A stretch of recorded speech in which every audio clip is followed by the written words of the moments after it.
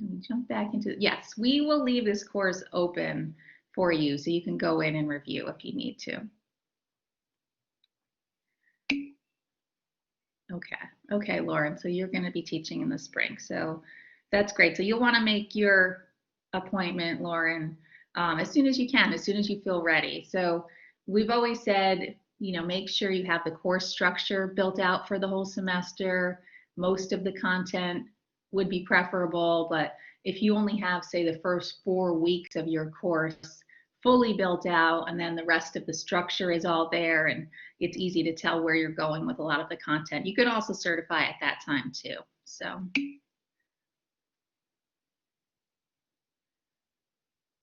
okay, great. So I mentioned I'm going to turn it over to Jeffrey in a few minutes. I also just wanted to give you a heads up that after Jeffrey speaks, I'll be hopefully around 11:30 or a little before that, I'll be speaking a little bit about intellectual property and all the things that you should be aware of as an online instructor, and also things that'll be helpful to you as a Blackboard instructor in general about intellectual property, what you own, what's fair use, that kind of thing. I just have a small presentation on that. And of course, a lot of resources for you to check out. Then we're hoping to get over to lunch at 12 o'clock, 12 to 1. We used to do a big lunch together, as I probably mentioned, but unfortunately that's not the case today. We'll all be going off on our own to lunch and striving to do lunch around 12 to 1. And then we'll come back and we'll hear from Jose Diaz on the online course checklist, all the things you need to look out for as you're certifying your course. So I know, I wish we were buying lunch. That's what we used to do, and it was nice. We got to all talk and get to know each other and talk about our courses. So those were the days. Okay, so I guess I'm going to turn it over to Jeffrey now. Welcome, Jeffrey. Jeffrey, you need to be presenter at this point. Yes, I need privileges. I just gave it to him, so you should okay, be great. good. Okay, maybe I need to stop sharing. I'll stop sharing. Okay, so I'm up, right? Yes, thank you, Jeffrey. Hold on, I'm just starting my camera. Okay. Because I want everybody to see my smiling face if you can. If you're in speaker view, you will. So anyway, good morning, and it's great to see you all. As Tammy mentioned, you know, we've done this before, and some of what you're going to see from me today in a different version appeared in the remote learning course that many people took, you know, as they were preparing for the fall that Tammy and team put together. That was actually quite a group project, right, Tammy? You know, so it was pretty amazing. So what we're going to talk about now is leveraging your presence online. And one of the things I'd like to mention to you is you'll notice that when I'm presenting, I'm actually going to speak directly to you. And when I'm working in a regular classroom, one of the ways I do when I teach online and I have a synchronous session or I have a synchronous aspect is I'm very careful to always address people by their names. And the beauty of Collaborate and all the others is you get to see their names. The same thing with how you work with them in a fully asynchronous environment. It's always good to really make sure that you're using their names in anything that you address to them specifically. But what I'm going to talk about is the overall challenges. So I'm about to share my screen and hopefully get it right the first time. Okay, so I'm going to go into presentation mode. Great. Okay, so online presence. You know, what is online presence? Remembering now that in this pandemic environment, the students are sitting pretty much like this all of the time.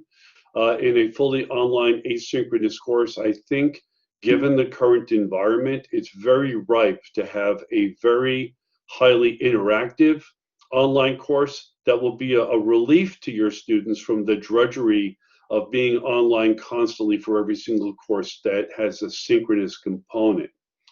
But being present and interactive without disincentivizing the students should be one of the goals you aim for. Knowing when to communicate one-to-one and being comfortable in multiple mediums. And when I talk about being comfortable in multiple mediums, I mean, don't put undue pressure on yourself to integrate new products until you're comfortable with them enough to be able to support your students. Many faculty have shared with me anxious moments and sleepless nights wondering if the students are using VoiceThread or Padlet correctly. I see there was a quick question there. Yes, Antonia and Jose have a link to this, and they will definitely be sharing this later. So you also want to design assignments that promote interaction. And by that, I mean specifically a couple of things. First of all, to take students away from their computers, give them assignments that take them out of, away from the computer and going safely outdoors to do observation, or just to do things that require things like writing in cursive and scanning and providing it to you. If we vary the diet a little bit, the students actually get refreshed. I actually give an assignment in a creative team dynamics class where students have to unplug for 3 hours and observe, describe their observations during that 3-hour period. None of them want to do it, but in my course evals, they often will refer to that assignment as being transformative and helping them to realize that they could do a very reflective work, a reflective assignment and actually get credit for it. But it also helps them to do something which we call chunking, and many of you are aware of that. But chunking is giving students things to do in smaller increments. So not necessarily a 1-hour video, but maybe 3 or 4 videos, breaking up that time. Asking questions that require reflection or comparative analysis, or frankly, both. A lot of times we ask students to summarize things, but we don't ask them to reflect and compare. When they do that and they share that in different contexts in an online course, it shares a piece of what each student brings to the class, and that also enhances not only their sense of your presence, but the presence of the other students in the class. Next slide, please, Jeffrey. Okay, so here is some student voices and their participation challenges. You'll run into a Wendy, a Ron, an Abby, and a Michael on almost every class. Wendy's very social. She's often the first one to post in whatever type of discussion you're using, whereas Ron is the one who likes to watch and wait and tell others to see what they're doing. And Abby is a writer who loves to make long, thoughtful posts, but she's shy about using audio or video. And Michael is just uncomfortable being an ESL student. He prefers text-based communication that allows him time to edit. He doesn't feel comfortable with audio or video. And there are solutions for some of these challenges, but most of them are not solutions like a single thing you can do to solve the problem. You've got to look at it like it's an incremental process. So to get Michael to be more venturesome or Abby to be more venturesome requires a lot of sensitivity to what are the obstacles they're experiencing. And also to look at the students who are the most active and recognize that if they're really slam dunking your course, but others are left behind, there's opportunities to try to create more interactive asynchronous assignments that involve them working with each other thereby getting to know each other. Wendy says, working alone can be isolating and sometimes I lack motivation. I don't get to know my classmates. This is a very common comment in fully online courses. And that's because some courses are very, very content heavy and don't necessarily utilize some of the asynchronous ways that you can do peer review and discussion. Many of you have already seen Padlet or VoiceThread. These are very, very powerful tools that work very well asynchronously. Padlet is a tool that could also be used synchronously a little bit more easily than some, and so you might keep that in mind for your other courses. Abby feels that video and audio recording intimidates her, and in part that can be because we're asking them to make videos without giving them the tools and some guidance on how to do it. And Michael just feels uncomfortable because it takes him a long time to read and write everything, and he feels very self-conscious speaking. So students like Michael, we can often help by encouraging them to prepare when they make a video by actually making a script and to organize their thoughts, that they don't have to speak impromptu or extemporaneously, that they just need to have those allowances indicated in the assignment. So you're not only giving them an assignment that might require them to use multiple media approaches, but you're also going to give them guidance on how they could achieve that. So we have tools that Jose, I'm sure, has either gone over with you or will be going over with you. So I encourage you to definitely ask that question if you have concerns. So, whoops, hey, stop that. Okay. So the instructor presence, right? The key words here are interaction, facilitation, narration, assessment, and feedback. So those 5 words are probably the most important. So to interact as needed with your students, but not to disincentivize them. Let me give you an example. Often in discussion forums, professors will feel that it behooves them to reply to every single student who's speaking in a discussion forum, no matter whether it's a VoiceThread or a Padlet or something. They feel like they're not teaching enough if they don't actually interact. But I ask you to consider the fact that if you interact too frequently, the students will begin to look to you to be a part of that assignment instead of what you could be, which is a facilitator. Somebody who might provide some commentary where necessary, but not necessarily to have the students expect that you interact with each individual student, and yet many do. And if you have 25 students, you could end up spending an awful lot of time doing work in the discussion forum where you might want to better facilitate students interacting with each other. And we'll talk a little bit more about that. Assessment should be clear before they do an assignment, how they will be assessed and what part of their syllabus it relates to, and then give them feedback.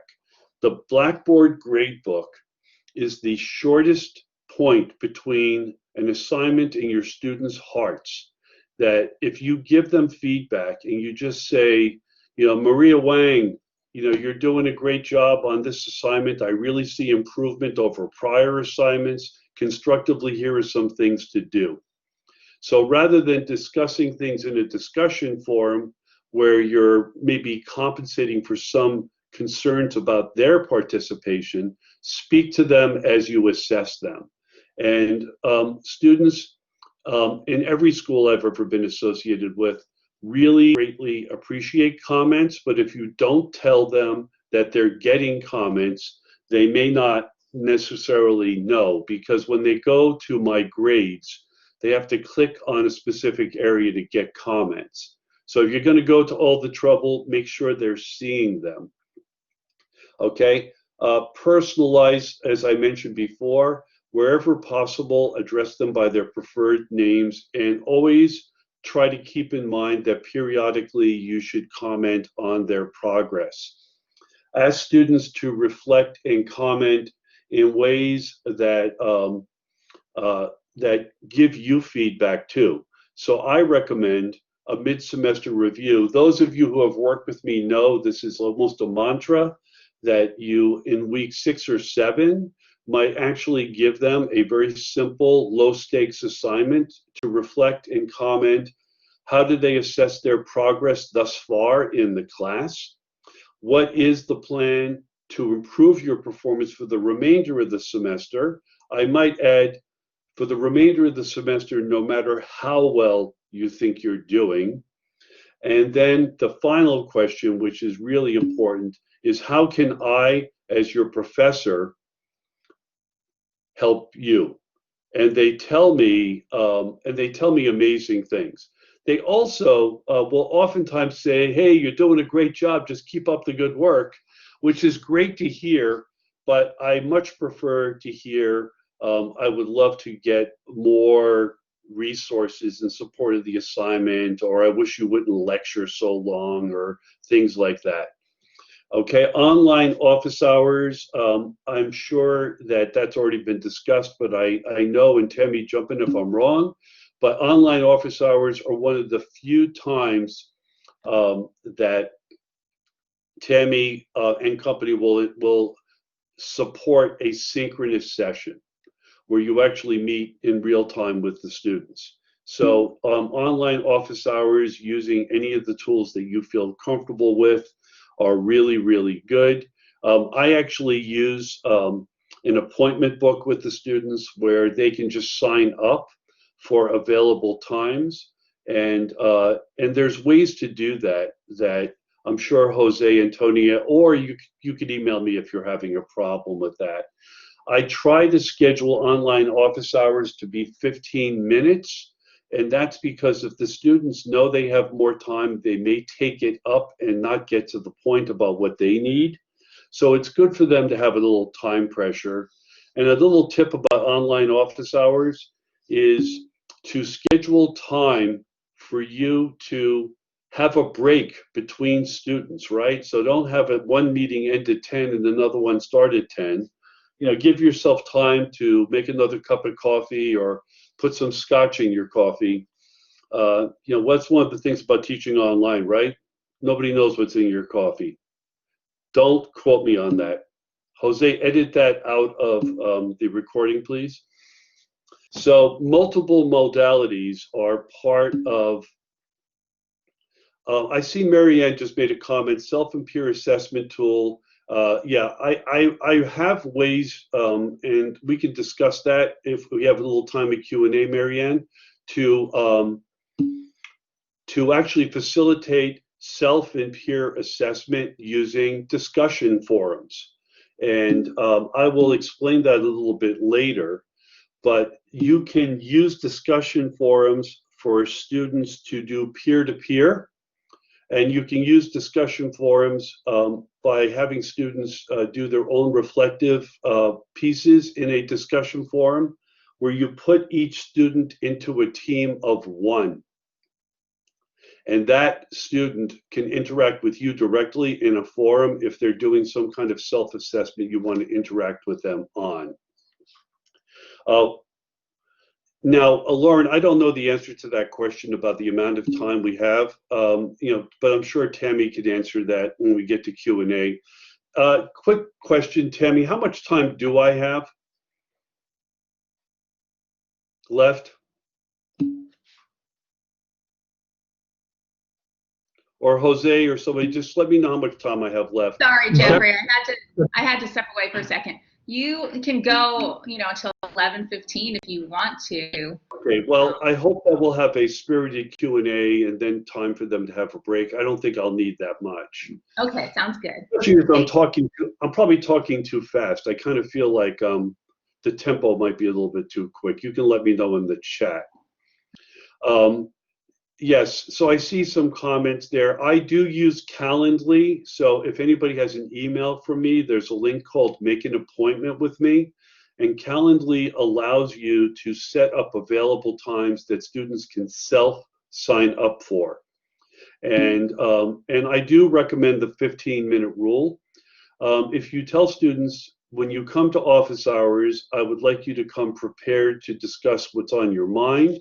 And I also encourage them to email ahead any topics they want to cover that I might be able to better support them. But they do get to the point, and they also recognize that your time is precious. And you're really, and Maria is actually being a co-presenter here, but I agree with her completely. You don't want to exhaust yourself. Remember, you're a precious commodity, and you probably have somewhere between 20 and 25 students, and that's a lot of students to spread yourself around in, okay? Now, let's talk about multiple modalities as an instructional practice that improves student engagement. By using diverse types of presentations, you are promoting experiences where the students will use different senses and different skills during a single lesson. So that may include the use of visuals, the use of music. Some of you might have seen the event we did on the 16th, which was Designing with Music. If not, there'll be something up there where professors in visual presentation and exhibit design, interior design, math and science, fashion design, and textile surface design all worked with a jazz musician on interpreting or interacting with music. And that will be I thought it was very inspirational. And Maria can tell you more about it at some point, because she was definitely one of the integral parts of the presentation. So I like the Universal Design for Learning guidelines. And you'll see in this presentation I'm giving you that I have links to everything. So even in presentation mode, I could click this open if I want to, and I will, just for the heck of it. And now you see that I found a great site from Michigan Tech that explores in more detail exactly what all this means. You'll see it's much more expansive. And then without going on freak out, I could just click back on this other tab and I'm back in business with my presentation.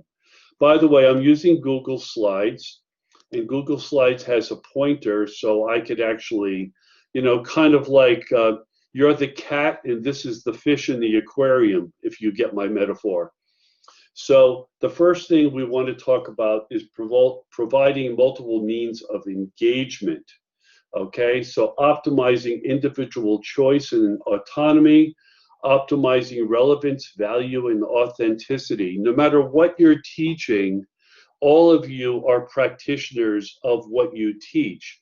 And by indicating the relevance and value that you are experiencing with the particular topic you're teaching, it adds great authenticity to what you're doing with your students. A lot of times we tend to teach without necessarily integrating what our personal connection is with the topic that we teach. And you know what? I don't know anybody who doesn't love the topic they're teaching, so show some of that love. And then minimize threats and distractions by keeping the assignments very focused and by always outlining and structuring the activity so that they don't go off the reservation. Okay, representation means basically multiple means. So that could be video, that could be using Padlet, that could be using VoiceThread.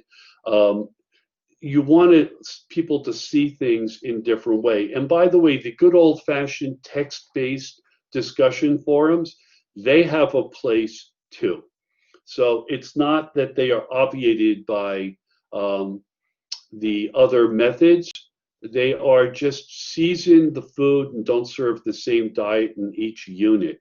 So offer ways that students can actually even take the work that you're giving them and customize it. So I, for example, if I'm concerned about the content of my course, and this is a topic that Tammy will also go into, I use Creative Commons to license my work when I am willing to either share it as it is or share it with attribution if they make changes. And I really do not care if students will take my slideshow and add their own stuff into it. So offering ways for them to customize what they've gotten to make it work is really important. Creative Commons is a legitimate way of managing the ownership. Now, you can also encourage students to use Creative Commons as well. I don't want to spend too much time on that because Tammy actually has very specialized knowledge of these things. But I will tell you one thing: if you're worried about somebody taking your presentation and sticking it up on one of those sites that the students use, a Creative Commons license that appears on every page will definitely make it less likely that it will get or stay posted. So it's a good way to protect yourself. Also, multiple means of action and expression. This relates also to different types, multiple ways of representation. So sometimes the students might express things by making a little video and talking about things, or maybe just an audio, or maybe a combination of that with storytelling. It's very easy for them to use Collaborate to make a self-narrating slideshow, just like when they play back recordings of your class. Okay, so I do strongly recommend that you visit this or any other UDL site. And here are ways that you can encourage multiple modalities, okay? So tools like Screencast-O-Matic, we have a premium account for the faculty, but the students can use the free account. I don't believe that account is for students at the premium level, but for the students, the free account is fine. As a matter of fact, Jose and I have been showing people how to use the free version for what seems like a few years now. Also, you can use tools like VoiceThread, Video, Padlet, or even Google Docs to have them create their own content. Every student at FIT has a VoiceThread account, and they also have a Padlet account.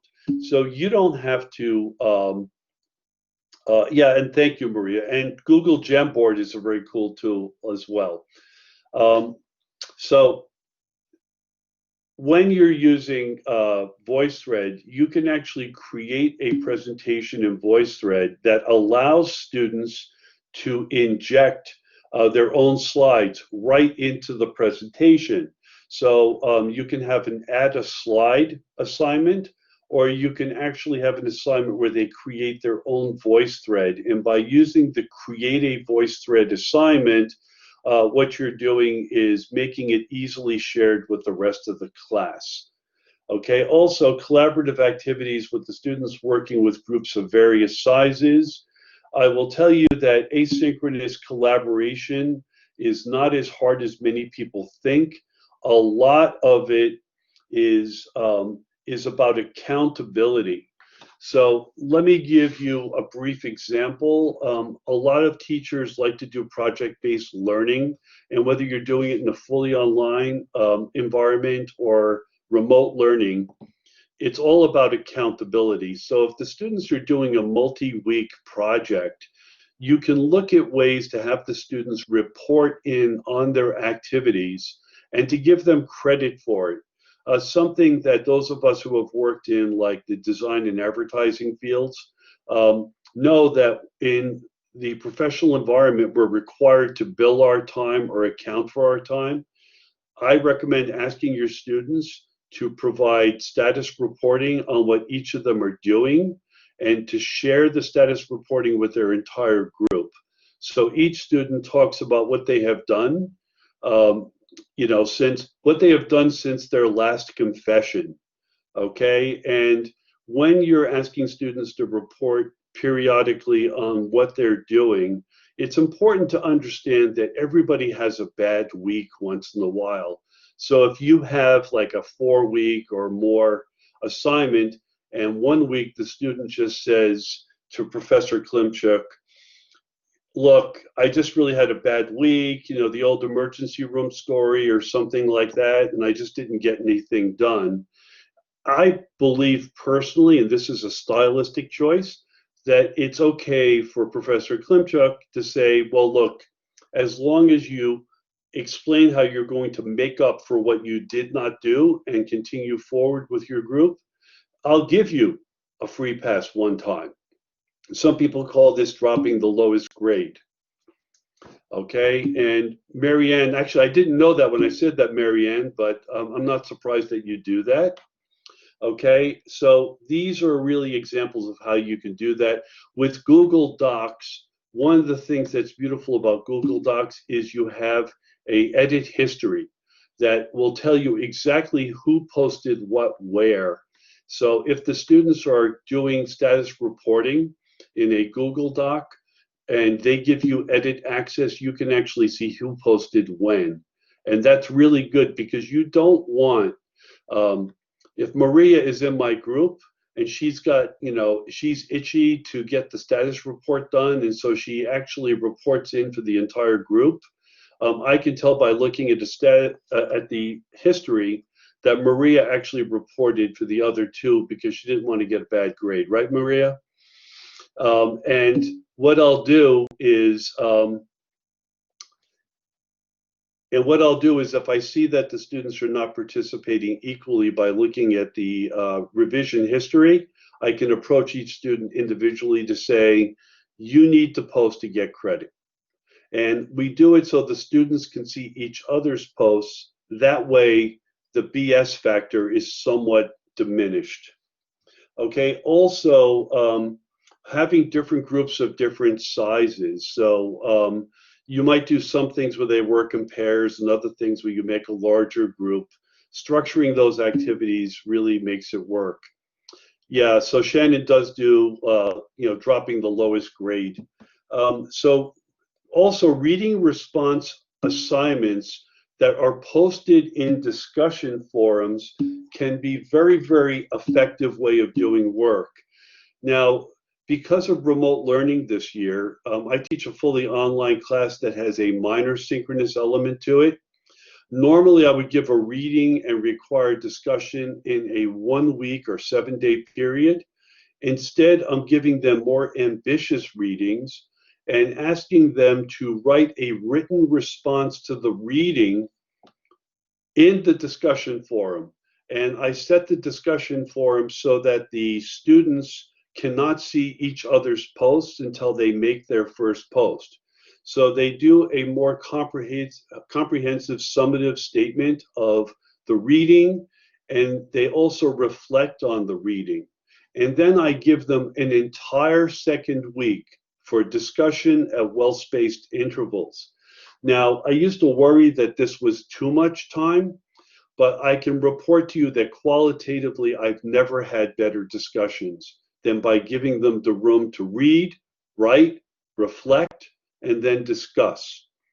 And all the time looking for students to address each other by their names and to comment on their work. One thing I might add is if you're going to ask students to do peer review, you should talk to them about critique. An assignment I like to give, and those of you who know me have heard this many times, Scott Berkun, B-E-R-K-U-N, has a blog post called How to Give and Receive Criticism.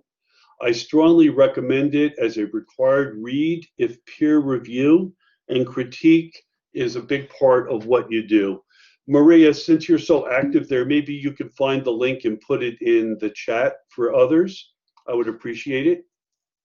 And Shannon writes, she has weekly assignments in my studio and give them a point value of 10, which is basically regarding their process, not necessarily the quality.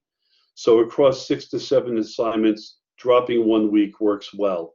Yeah, I agree with that, very much. Also, 10-point value makes it a low stakes thing. So if they do screw up, it's not going to be devastating.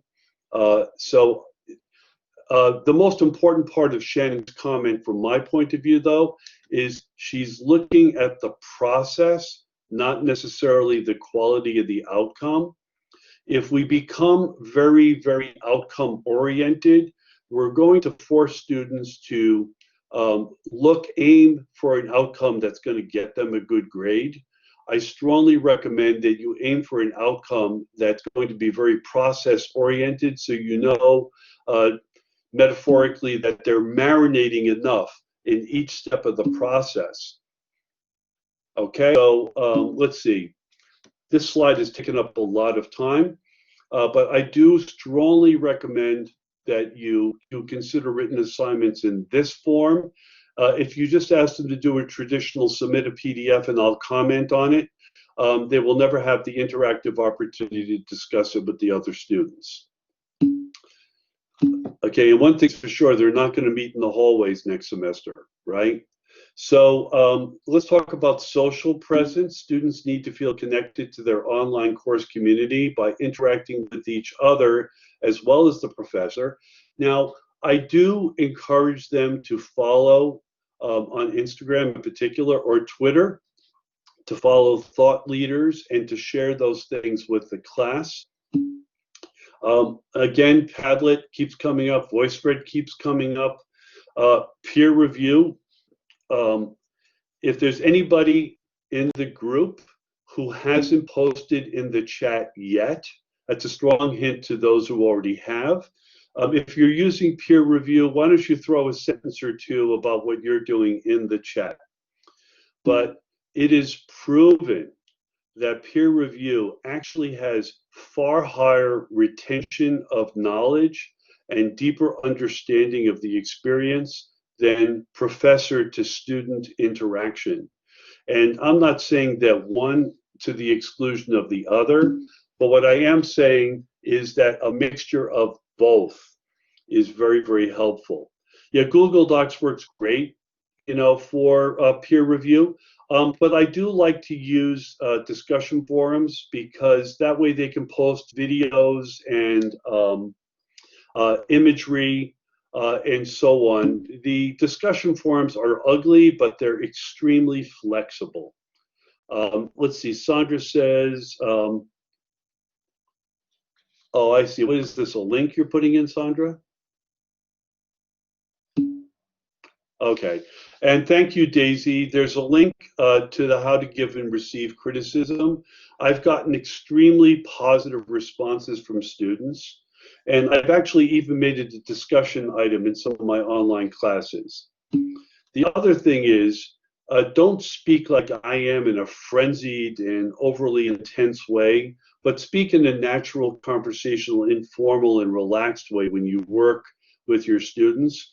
They do read the tone of your voice, and if they feel that you're just reading from a script like an automaton, or if you're being extremely formal and detached, it's a little more difficult for them to imagine what you're trying to express to them. I see your comment, Maria. We'll definitely get to that. And there, like I said earlier, there's no need to respond to every post. That's a quote from an article by Garrison, Anderson, and Archer, which I recommend that you might want to look at. The link is right there. Remember that facilitation actually requires a lot more skill than just going up and lecturing or by talking at the students. And you'll notice that I interact freely with the chat while I'm talking. That's also possible because I'm working with two screens, which we'll talk about in a minute. Yeah, Maria mentions 360 evaluation method, when every person in each group has to evaluate each other. And I do the exact same thing. And it is so valuable.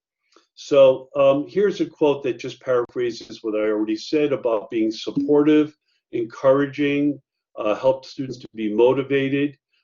This is a quote from an article that's quoted below. I'm not going to attempt to read those names and get them 100% correct, especially the middle one, but you could see it for yourself. And the quality of the feedback that you give in a discussion should really be very much tailored to the student. You can copy and paste certain comments that you use over and again with the students, but try to inject something that shows or acknowledges a specific understanding of that student. So I've written here, hi, Tammy. Tammy's an excellent student in my class, I might add. I can see that you have made a very strong effort to improve the quality of your writing and your attention to detail. Constructively, there are quotes that are not properly attributed. I would like you to resubmit this assignment by a certain date. And here's something that I don't think we talk about enough, which is giving students a second whack at the assignment for perhaps a little bit more credit or an improved grade. If you see a pattern in student work that shows the students were having difficulty with that assignment, it's especially important. So if you do some kind of a review process where you've graded the assignments, or you've actually interacted with them in some kind of asynchronous discussion, you may very well want to say to them, now that we've discussed it, I would like you all to go back, and if you feel that you could do a better job, I'm going to give you another, 36, 48 hours to update your assignment. That is not necessarily, that does not work with a test, for example, where if the students did not do well, you would necessarily want to give them the test. Test results are very informative about what they're learning, and you could adjust your pedagogy accordingly. But if you have an assignment that has multiple stages, you might want to consider, not in every assignment, but periodically, to allow them to resubmit. Okay, the other aspect of this I want to point out is that means that students are willing to do more work to do better. Now, late policies also sometimes work better if they're more lenient. So for example, if Shannon missed an assignment and got a 0, I might still allow her to submit that assignment and still get an F, but an F that's worth 50 points, for example. Because the difference between 50 and 0 is so dramatic in terms of their total grade. And also, I'm getting Shannon to actually do the work. Even though it's late and even though she's getting an F on it, she's still getting half credit, which is better than 0, right? And that means they're absorbing more. So as we draw around the bend here, students want to be in a community of learning. The online, thank you, James, I agree. Students want to be in a community of learning. The Online Learning Consortium had a survey in 2017. There's probably more recent stuff now, that students want to be a part of the community. 57% of them citing the importance of being able to regularly engage with classmates and instructors during online classes. 27% desired more contact with the instructor. Now, 27% is a lot, okay? Because there's a lot of people who avoid contact with their professors, and they just want to do their work and get in and out. In addition, more than 3 out of 4 students, 76%, found an optional virtual office hour held by instructors attractive. Now, the other thing is, and I think that Tammy would definitely agree, you don't have to do live synchronous office hours all the time. A lot of times you can resolve these things in other ways. So you could use discussion forums that just have one student and you in them, or journals to have an ongoing conversation with students that's formative in terms of their scholarship in the class.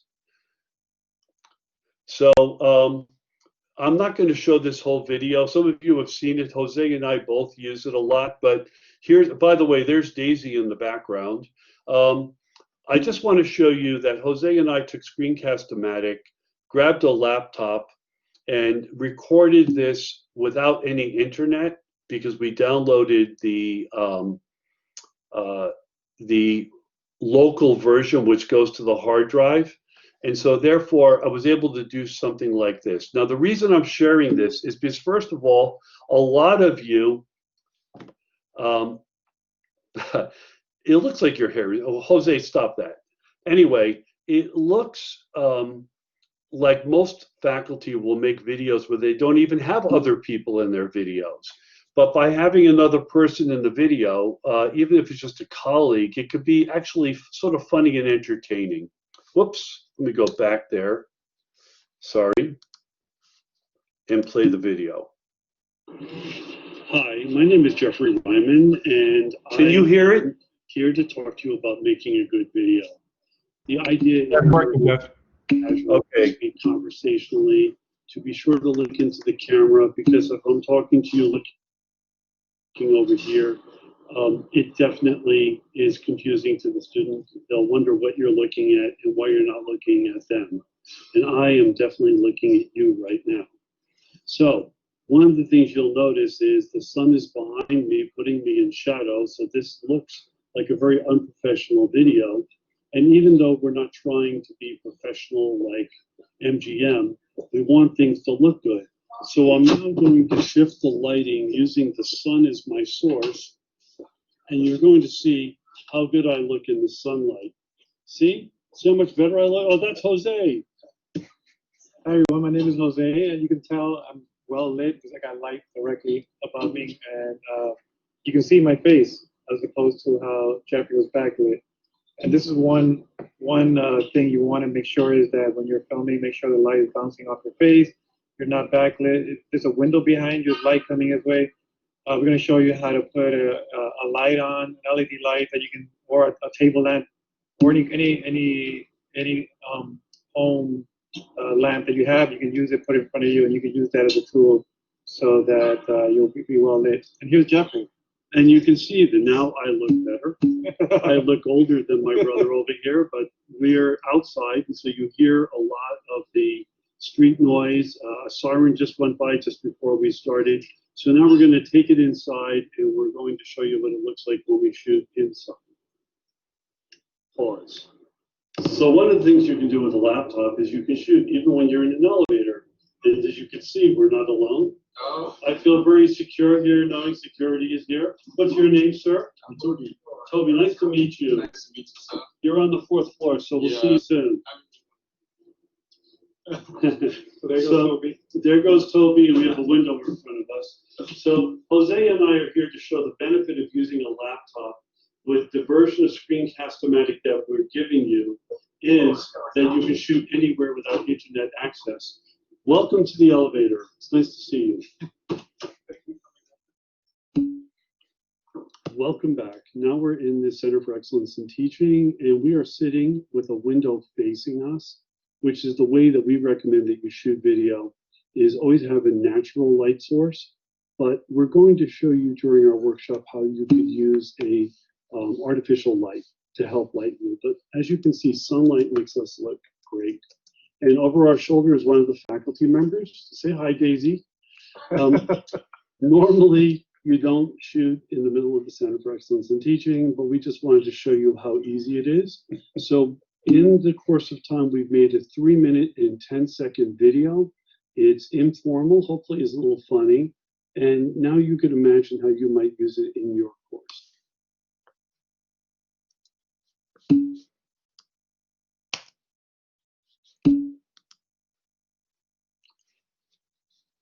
So, yeah, I hope that you like that. What I want to point out is a couple of things. The video really was just 3 minutes and 10 seconds, yet in that time, we really showed a lot of information, things about lighting, things about being interactive with another person, the fact that you can be informal and still be very, very educational. So it really works. And when you get this slideshow, you'll be able to play the video again and again. You know, we just want those YouTube hits. Okay. Also, avoid using too much text. Now, as somebody who has been teaching faculty or working with faculty for the past 12 years, I could tell you that many of you simply have too many damn instructions in there. And so when a student sees a wall of text, they're going to be scanning it for the most critical information. I can speak from my own personal experience that whenever I write an assignment, I look at ways to take it down to its essence. And if I need to give them much more detailed information, I'll give them the short version with an attachment and perhaps a video where I narrate a little bit about that assignment. Avoid complexity. That's another thing, is that with the sheer euphoria of building your first online class, you may very well build a class that is so complex that you spend more time trying to manage it than you do actually looking at the learning that's going on. So watch that. And whoops, wrong way. And so good design is as little design as possible. Too much is too much. And you know, Tammy makes a comment, online courses used to be much more text heavy at FIT, and students complained. Yes, they did. Thankfully, we have moved towards different media and tools. And that's really the purpose of this online training, right? Is to really explore ways that you can do things. I will just simply tell you, everything I shared with you in this presentation is directly derived from my own personal experiences in teaching, and I've been doing that for 16 years, originally at CUNY and then at the New School for the balance of the time. And I can tell you that in the remote learning that we've been doing at the New School, I lessened the amount of individual assignments, but deepened the experiences, and the quality of the work I'm getting is actually, to be honest with you, better than I got in years where I gave them more to do when it was pre-pandemic. The more you build, the more you need to maintain. So here are my final tips, and then we have a few minutes for Q&A. So always promote asynchronous conversation, but be patient. If your instructions are clear, most will come along. Typically, when you launch your first unit and you open up a discussion, you're disappointed when you don't see posts right away. If you don't tell them when you want a first post, you may not see one until the very end. So I underline the word always, indicate what comprises good participation. So I want a first post by Monday, a second post a couple of days later, and another post a couple of days after that. That way it promotes what is conversational. And this has absolutely nothing to do with the tool, but you can do this in VoiceThread, you can do this in Padlet, you can do this in any kind of discussion forum environment. Remember to use multiple modalities for delivery and student response, and create assignments that take students a bit out of their comfort zone. So for instance, you could have students go and make a video, for example, where they share, like especially in a COVID environment, where they share their workspace. Say under the, in the current environment, would you share where you're doing all your work and how you're living your life in these conditions? It could be a great icebreaker, and they all make a video that you would probably want to keep to 3 minutes or less. Students love that. They do it all the time with their phones anyway. So this could be great examples. And as always, the CET holds workshops that deal with some of these issues. But I want to just, before I open up the floor for any questions or comments, I just want to say I never met an instructor who went through online training with Tammy's team that did not feel it made them a better face-to-face instructor. Never. Almost everybody every year has found that it was so deeply influential in how they taught the other modalities that it also made them more comfortable in those modalities. So that is my final slide. I'm going to stop sharing and open it up. If anybody wants to talk, you can just open your mic and just blurt it out. Well, I'll jump in. It's Mary Ann, obviously. Thank you, Jeffrey. That was awesome. But I will say that teaching in the remote environment and all of the training that I have gone through since March, I will say, no doubt has made me, well, I think at least a better instructor, and will absolutely change everything I do moving forward. And I've been teaching for 25 years. So thank you to all of you, because truly it has made a huge difference in what I do. That's great. That's great. Anybody else? Let's look at the participation list. I'm going to start calling names. Not calling you names, but calling you by name. So I see Nicole is there. I saw you were in the chat a little bit, Nicole. Any thoughts about leveraging your presence in the upcoming course that you're building? Well, for me, it's very difficult because, I'm going to teach something which is very basic.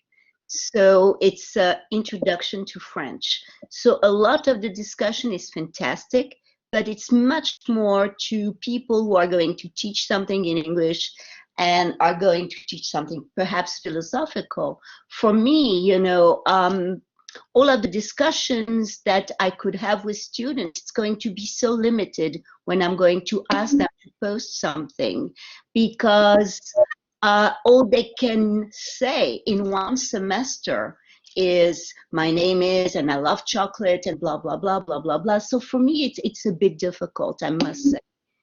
I hope that, I know that my colleague in Italian also, can understand what I mean. But when you want to teach a foreign language, it's very, very difficult, especially for beginners. If I were to teach an advanced French class, I can see how to adapt all that. But for me, at my level, at the level that I will have to teach, it's a bit difficult. I'm a bit lost here. Loredana, Okay. I know, has something to say. Okay, so I'm just going to say one thing to that. And, Because I do use all of, I work with Cengage, and I do use their platform with speaking, listening, etc., etc. So I do use that. Absolutely. So Nicole, I'm just going to make one quick recommendation that people at VoiceThread have actually built a course that is specifically for people teaching languages at all levels. Yeah. And you may find that at some point during the semester, you may want to integrate that in after they've gotten some basics under their belt. So just something to consider. I see Loredana. Am I pronouncing your name right? Loredana? Loredana? Loredana. Hi. Hey, I'm the Italian colleague. All right. And I agree with Name you Loredana. Sorry. Well, it's, I taught my first online class, actually. When was it?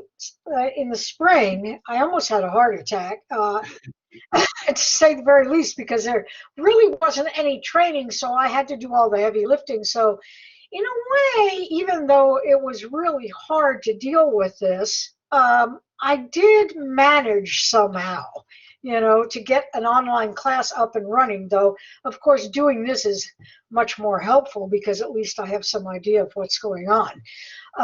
It is hard to teach language online because what you really want is you want interaction. You want them to talk, So that would be my 2 cents, essentially.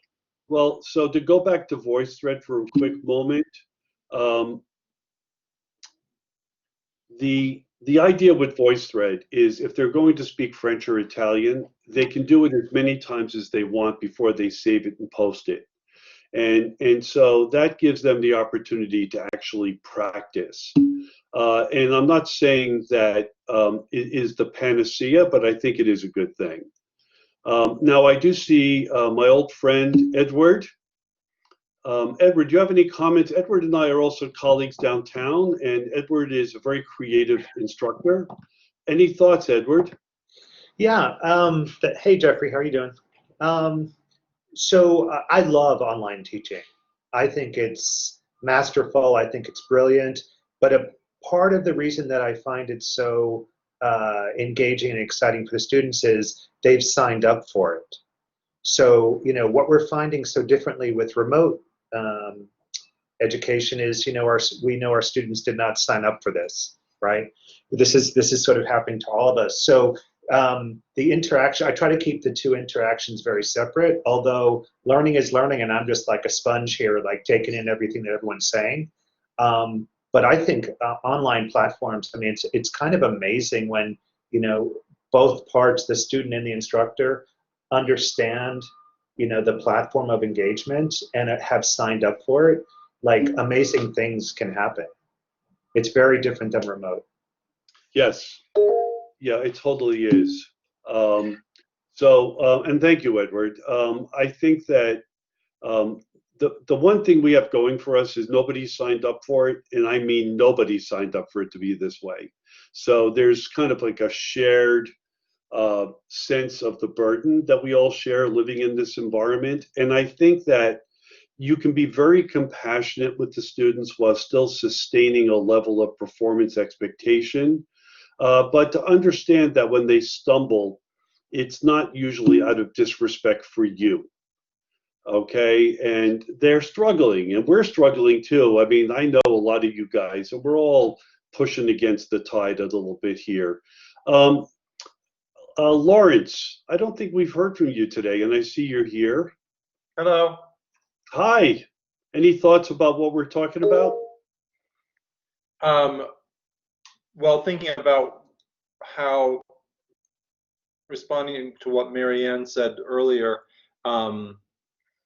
how I agree with everything that she said. Me too. And I'm astonished at some of the things that have happened as a result from my own teaching, from my own thinking about what's possible.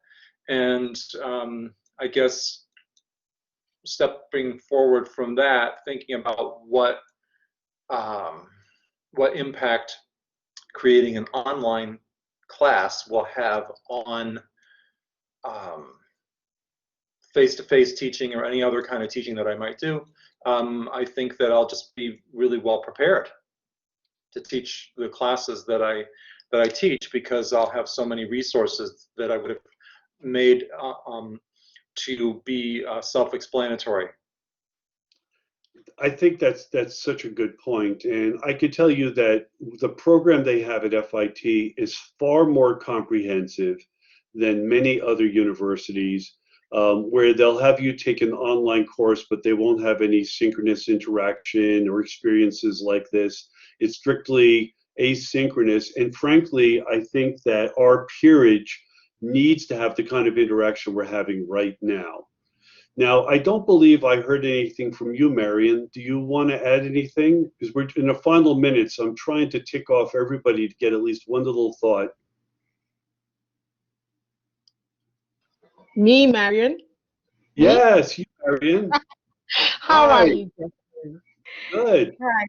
Good, good, good. So By the way, I just came one in a thing. little late. I came Go in a ahead, little Marion. late because I had a class and I ended at 10:20, 10:25. So I just got in at 10:30. But I'm telling you, for the past, 3 months that I've been doing this, I've really learned a lot. As a matter of fact, I take that back. From March, April, I've learned a lot. And I teach an IT class, and I was a little bit hesitant with the online when we were going remote. I wasn't sure of certain things, but then I think I learned so much, and I have not built my course yet. but I believe that the transition is not going to be that difficult for me because I've been doing remote learning for the past 6 months. And also, secondly, my course is actually built on Blackboard, and we have a digital online platform with Cengage. So it'll be very easy for me to organize my classes. And so I'm not worried about that. I really have to work on the Padlet portion and the voice thread, which I know I still have the materials to read about, and it's very helpful. And I'm not worried at all. I'm sure I will do fine. And if I have any problems, I know to reach out to you, Jeffrey and Jose, and Tammy and Antonia, right? Yeah, while you're going through the training process, it's best to focus your efforts through Tammy, Jose, and Antonia. But yes, I hold workshops and I do one-to-ones as well. I just want to make sure that contextually for the online training portion that you focus on working with the team until your course gets certified. And then once you're certified or certifiable, little pun there, I couldn't resist. You will then be welcome for me to help you expand on what you're doing. I'd be happy to. So, can I just add one thing, actually? Can I touch on one thing? And Jeff, you kind of touched on it when you talked about the kind of different students that are in the class. And I have always felt that I don't think we do enough training in the face-to-face, and I think the remote environment has forced us all to kind of see each student as an individual with individual challenges and needs, whether it's the digital divide or cultural or social or physical or mental, whatever.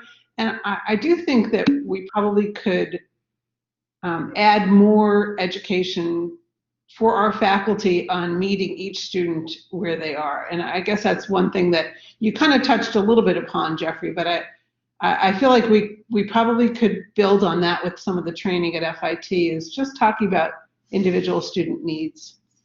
Well, yes, Marianne, thank you so much for saying that. And when you go back to my slide deck and you see where I have the personas for the 4 different students, that's really such an important way to address your class, is to give some pause and reflection to what the challenges are for the different students.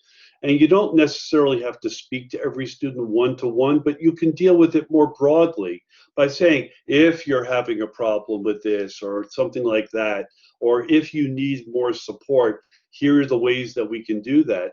When students see there are pathways to support that are not only using you, and you don't have to be the sole pivot point. We have a great writing studio, we have a tutoring center, and so on. And Tammy just put up a link for a Padlet where you discuss it. So I just want to make a point that in presenting for exactly 1 hour, almost everybody who is in this session participated in this session in one way or another. That's something I try very hard to do. I don't think I got everybody, but I want you to know that if you want to give me the next 45 minutes, I'll get everybody. Meanwhile, I'm going to say thank you very much, and I'm very grateful, Tammy, for the invitation to join it today. Thank you, Jeffrey. We are so happy you could join us, and that was a really great discussion and a great demonstration of how you can include everyone. So that was really nice. Thank you so much. Okay, so guys, have a great rest of your class, and everybody be well, stay safe. You too. Thank you. Okay, so I do want to just call your attention to that Padlet. Thanks to Jeffrey for pointing it out. But if you want to check out the Padlet I posted in the chat, it's a great area where faculty share how they engage students. And we're very concerned about student engagement, especially with remote instruction going on. There are some students who may feel lost in the remote environment. Like one of you pointed out, they didn't sign up for this. So I think there's some great ideas if you want to check out that Padlet.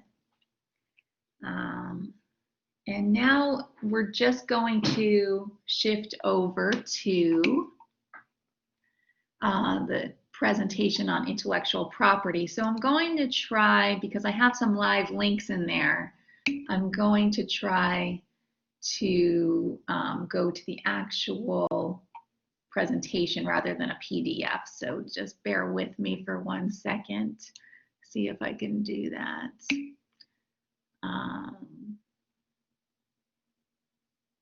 No, I don't think I can. Okay, I'm just going to go to my PDF and then maybe I can go over there later.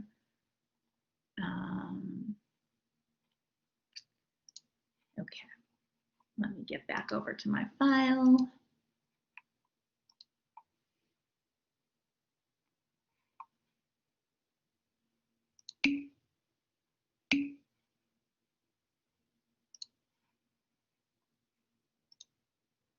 Okay, so everyone can see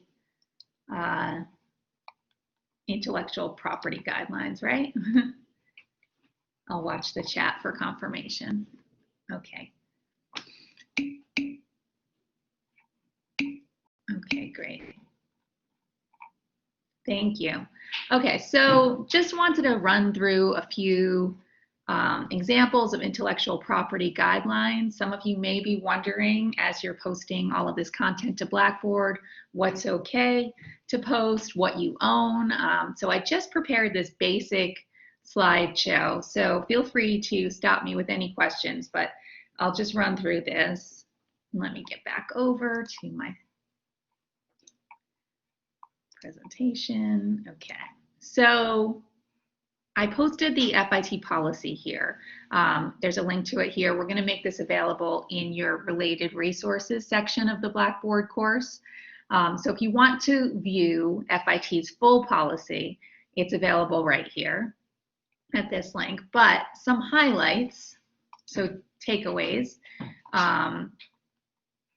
would be that you should know that instructors own content created for the courses they are teaching. So if you're worried about creating content and ownership of that content, you don't need to worry according to the FIT policy. You own everything you create for your online course or your remote course. This includes the syllabus, so you may have been wondering about that. It does not include the department's course of study. So that course of study is actually owned by the department. Everything else, including the syllabus, is owned by you. Another fact, students own content created for the courses they are taking. So if you have students creating projects, FIT has no ownership of that. You probably know that already. Students own their content. So that's always good to keep in mind. Now, of course, there are exceptions. So employee work is owned by FIT. Everything I do for my job is owned by FIT. And then there are exceptions related to sponsored work. There's work for hires. There's special projects. That kind of work is owned by FIT. But if you're worried about your course content, just another thing to be aware of, that your course content is owned by you.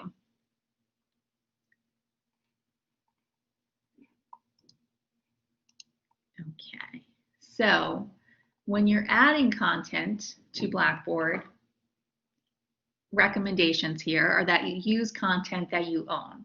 So protect your content with a Creative Commons license. You heard Jeffrey mention Creative Commons before. I have a great video, and hopefully I'll have time to show you. It's a 2-minute video that I've been using. I used to work for MIT before coming to FIT, and so this is 13, 14 years ago. I was using this video, but it's very helpful in explaining exactly what Creative Commons does in 2 minutes. So I'll show that at the end. But basically, they are an organization that lets you license your content according to how you want people to use it. So if you want it to be for non-commercial purposes, you can design a license based on Creative Commons and make it non-commercial, make it requiring attribution. You can say you want it shared in the spirit that you're sharing. So that's the share and share alike clause. You know, there are lots of requirements you can put on the Creative Commons license that you attach to your work. So this is a great way to share your content, still own it, but let people use it. But anyway, I'll show you that video later. So we recommend using that content that you own and applying a Creative Commons license if you can. Also, using open source content. This is something that will never get you in trouble. If you're using open source content, it's open, it's free to use. You can use that for sure. And use links and embedded videos with caution, of course. So courts have held that linking does not violate copyright. So whatever you're linking to, that's fine. You're not going to be responsible for that content from your course. So use links wherever you can. Also know that links disappear. So sometimes you will rely on a link and then copy that course from one semester to another, and all of a sudden that link is gone. Of course, you do need to check the links you're using. But this is a good thing to keep in mind, that you can use links and not worry too much about copyright there. So you can also use subscriptions when necessary. But again, this content becomes unavailable too. So we've had several courses that require a Netflix subscription, but a couple of times that content has disappeared. And Netflix, a lot of content does disappear very often. So you need to make sure and keep checking that content is still available. We had a professor teach a language course who used, I believe it was soap operas in Spanish that were used through Netflix, and then that soap opera became unavailable and they had to scramble and find something at the last minute, so that was difficult. So these are just things to use, but also use with caution. So what types of work can be copyrighted? I just put this list here, and again, this presentation will be available for you in your resources in your course. But of course, literary works, musical works, dramatic works, choreographic works, graphic, all these different formats you may not have thought of, but all of these works can be copyrighted. So when you're using them, you want to make sure that you're able to use them, that you have permission to use them, you're giving attribution. And if you have any questions about this, you can come to us. There's also some great resources in the library for this that we can point you to. Sound recordings, of course, can be copyrighted, architectural works, and so on. Now, what cannot be copyrighted? This is interesting because you may not have thought of these different formats that just can't be copyrighted. Ideas and theories, concepts, procedures, methods, processes, titles, short phrases and slogans. Facts cannot be copyrighted. Works consisting entirely of information that is common property and containing no original authorship. So think about calendars, height and weight charts, things like that. Works of the US government. So, that first point, ideas, theories, and concepts, it's important to remember that it's the representation of an idea that is copyrighted. It's not the idea itself, right? So when I worked for MIT, I was a project manager for OpenCourseWare, which you may be familiar with. And we often commissioned redraws of charts and graphs because it wasn't the idea itself. It was actually the representation of that idea that was copyrighted. And if we redrew it and it was different enough, we could post that content. So there are some ways to get around copyrighted content in doing it a different way or finding another representation of it, and you would be able to post it. So that's just something else to keep in mind.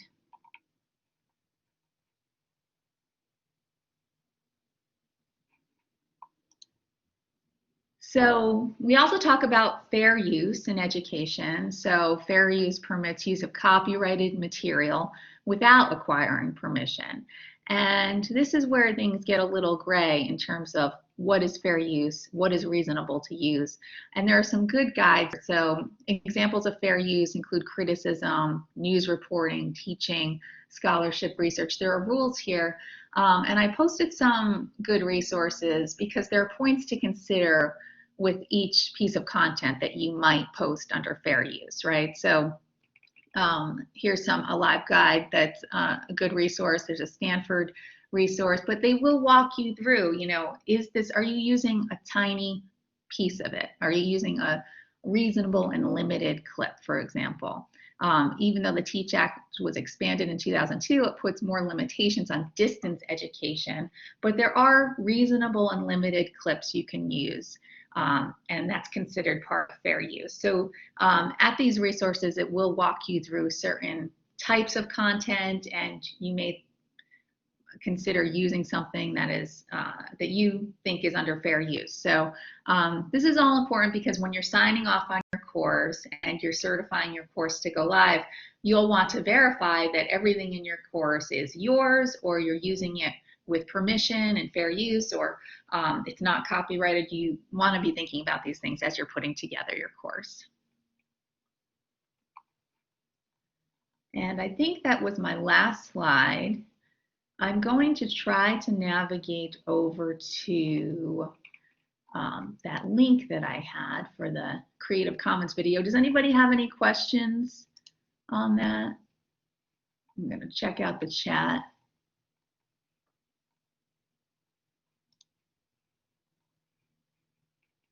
Feel free to jump in with any questions while I go and grab that link.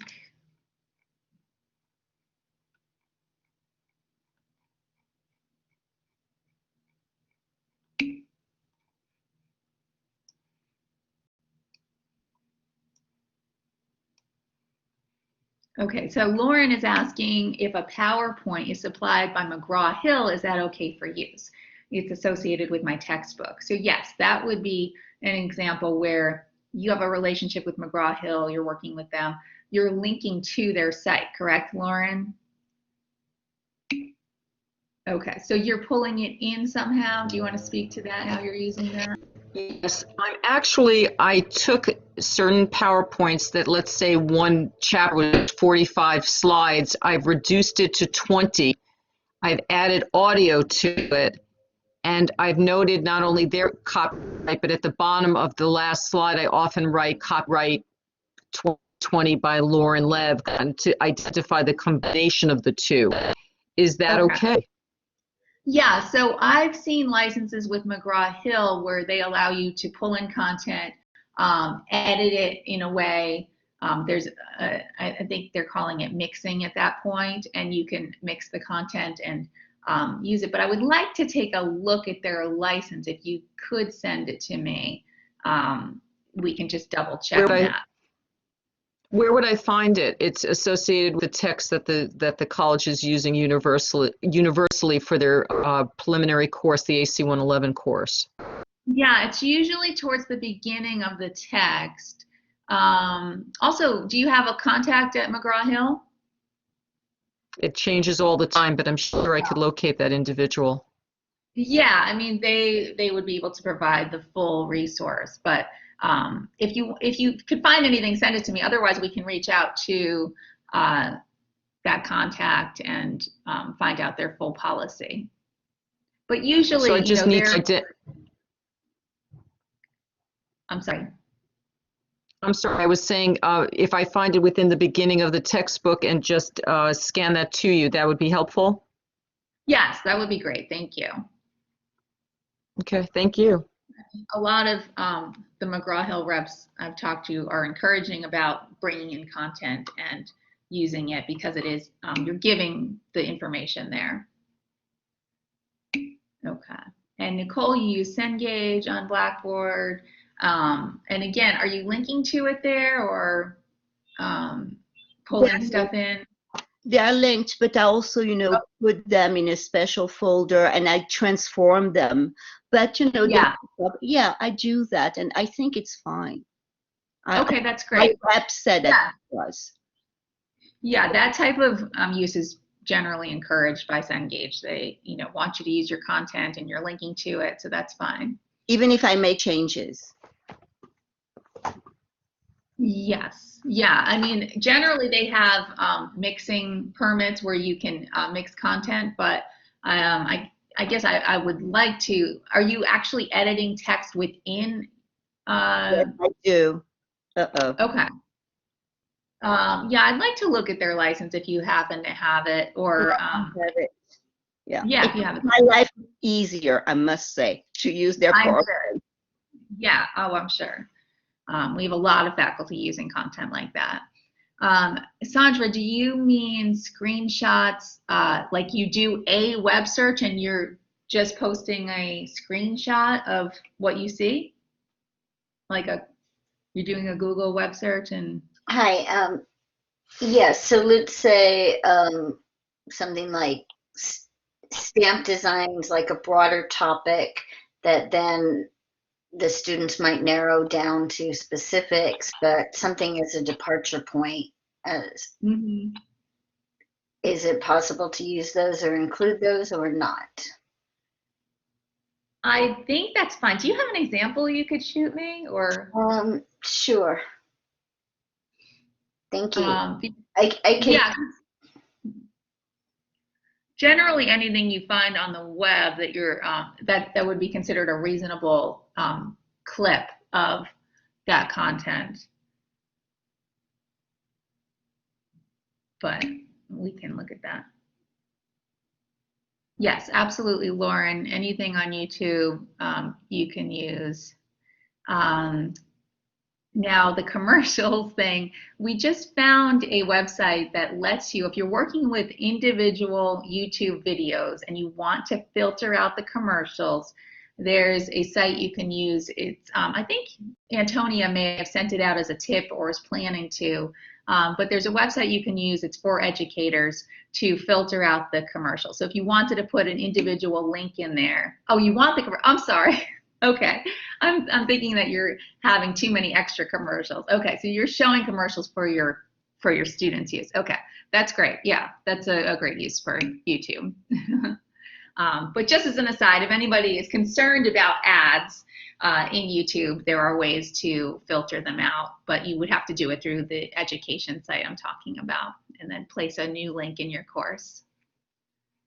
Okay, so I'm going to try and put this in one more time, this video. I hope the video will play. This is about Creative Commons, just a 2-minute video.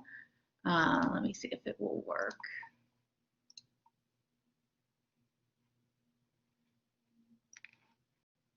If not, I will just let you go a few minutes early and just go ahead and watch this video so we can discuss when we get back. But let me try one more time.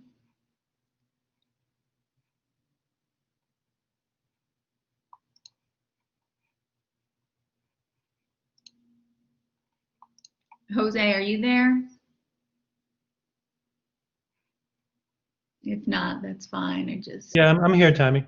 Oh, I have a link to a video. What's the best way to play it? Because it's not working in my PDF. Would I be able to post it into the chat, or should I just have everyone watch it on their own? You can do either share the link on the chat and they can watch it on their own, or you can open the video in a new tab and just share your screen. Okay, let's see if I'm having trouble sharing my screen for some reason. It's not. I'm in Firefox. I'm not supposed to be, but my camera issues today made me go to Firefox, and now it doesn't. I'm going to try it one more time. I'm sorry, guys.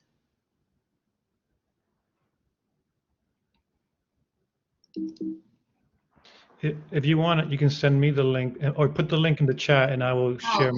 I can share my screen. Thank you. Okay, I'm trying to. All right, now I'm having trouble even getting out of a window. Here we go. Let me post it in here.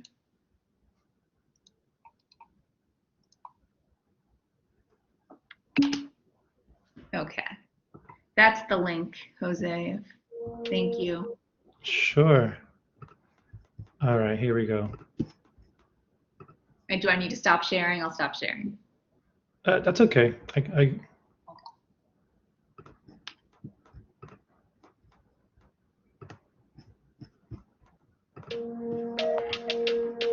Can everybody hear that? When you share your creativity, you're enabling people anywhere to use it, learn from it, and be inspired by it. Take the teacher who shapes young minds with work and wisdom from around the globe, and the artist who builds beauty out of bits and pieces she finds online, and the writer whose stories use ideas and images crafted by people you've never even met.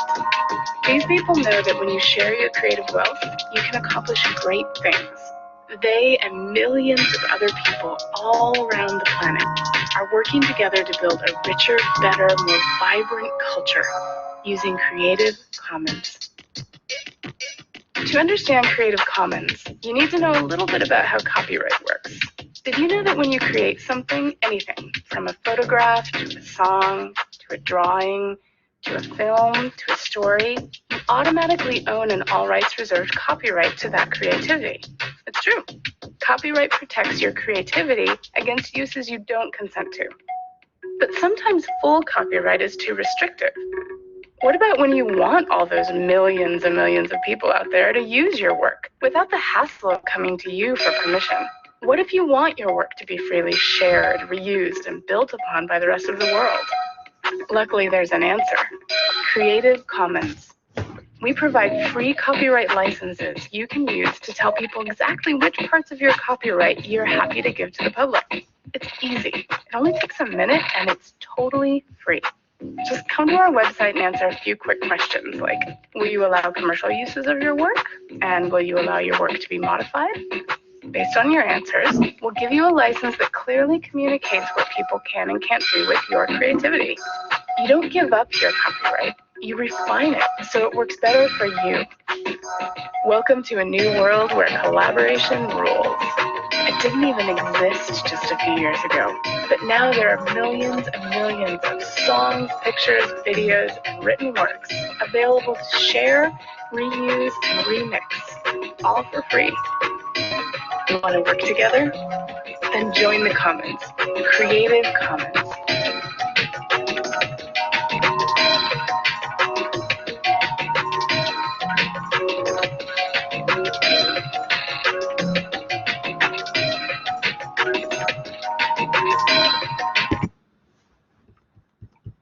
Thanks, Jose.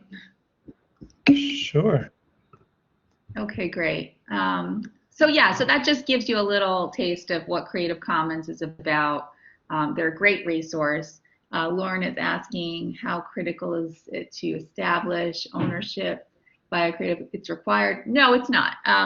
This is really just for your content. If you're interested in protecting your content, but also sharing it in some way, if you want people to be able to use it, if you want your students to be able to, for example, just remix it, you could stipulate in your license that you want students to be able to use it, but also, and they can change it, but they can't use it without attribution, things like that. It's just a good idea to have on your content, especially if you're worried about your specific content. Does that make sense? But it's not a requirement for, you can have all the content that's yours in your course, and when you go to certify it, Jose's not going to ask you if you have a Creative Commons license on it or anything. But it is good if it is your own content, of course. What is the line I can put in my syllabus to remind them that it's my intellectual property? There is some verbiage I sent to a couple faculty members. I can find that for you and send that to you. Let's make a note of that. So that's always a good idea to remind students that it's your content.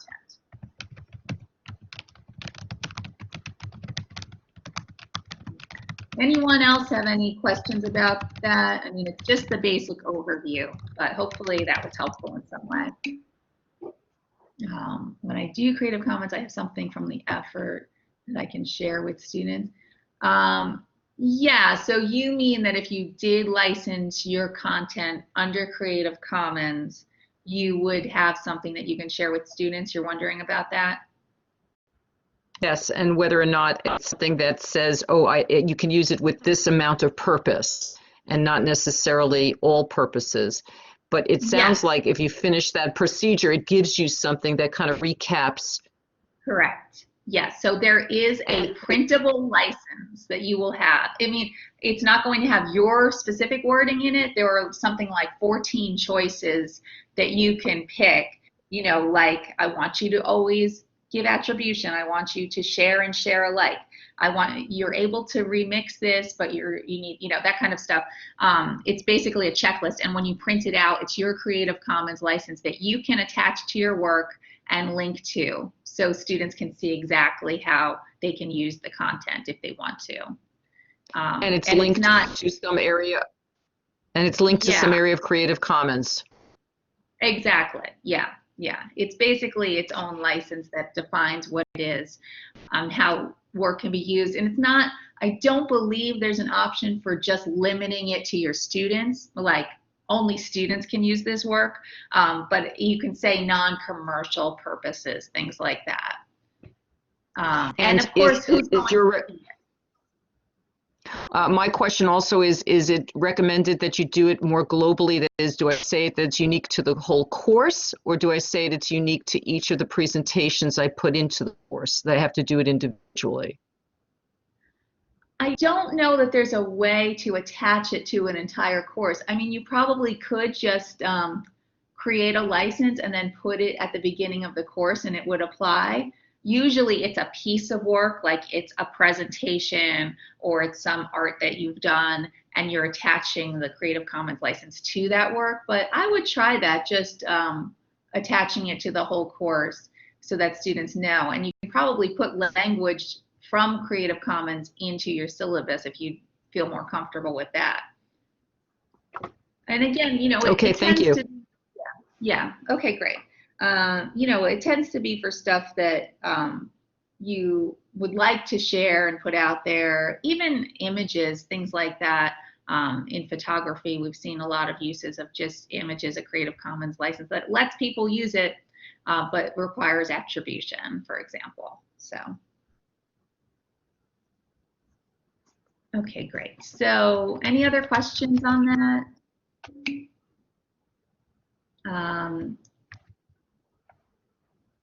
Okay.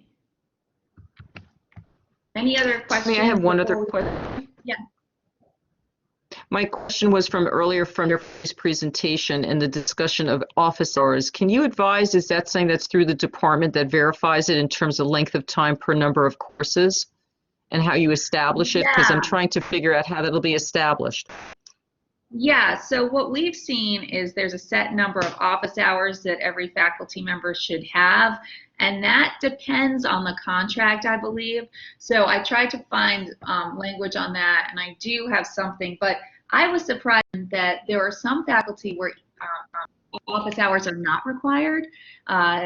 I think evening faculty, for example, there are no office hours required. So I would encourage you to talk to your chair and find out what your requirement is for office hours, and then post your office hours in your course. Now, I have seen office hours shared across courses. So you may have a face-to-face course and an online course, and your office hours are going to be the same for both those courses. Like you will have office hours from 7 to 8, or from 6 to 8 every Wednesday evening. This is the time you will be online and available for students, or by appointment. I like to say, especially in online courses, I like to say or by appointment so that students know if that time is not convenient, because remember, we have students in different time zones and with different commitments, and if that time is not convenient, it's good to be able to offer by appointment office hours. And the request is to provide them perhaps with an open or an existing Blackboard Collaborate that they can access, that I just leave open for the whole semester for the access? Yeah, in fact, I'll post it in the chat. Jose did a great tutorial, I believe it was yours, Jose, on doing online office hours and ways to do that. So I'll post that in the chat. We have it on our Teach Remotely site. Yeah, but you can do it in Collaborate or Google Meet, whichever you prefer. Now some people are doing it in WebEx. You just put the link in and say this will be where my office hours are. All the time, okay. Yeah. Anything you want to add to that, Jose? I was just going to say that I am going to touch a little bit on that and just show different ways on how you can do office hours. And again, a lot, there's so many ways that you can do office hours. I'm just going to go surface level. We're not going to go too deep today, but I will talk about different options that you have for office hours. Okay, great. Thank you. Okay, great. And I just want to close before we wrap up for lunch. Just want to remind everyone, because during Jeffrey's presentation, it seems like a lot of issues came up in terms of engagement and especially content-specific engagement. So you can always make an appointment with me or Antonia or Jose to talk about your specific needs in your course. Like if you're teaching languages and you're not sure how to run through certain assignments or what might be appropriate or what tools might be perfect for what you want to do, definitely reach out to us, make an appointment so we can focus on your specific content and your pedagogy. Because obviously, you know, there's no one size fits all here, and there's going to be different best practices that you might want to include for your course that might not work in other courses. So definitely feel free to reach out to us. That's what we're here for, to help you in that way. So, okay, thank you all. So, so why don't we wrap up for lunch, and then we'll come back at 1 o'clock. And Jose will be here, we'll all be here, but we'll focus this afternoon on what it takes to get your course certified and all the things you'll need for next steps. So, all right, thank you all. Have a good lunch. And for the afternoon session, everyone, please go into the other link that says afternoon. Right now we're in the morning session. So, oh, good reminder. Thanks, Antonia. Yeah, so that will be a separate session. It's right underneath the link you're in now, so you'll see it right there. Yeah. Thank you. Okay, great. See you guys.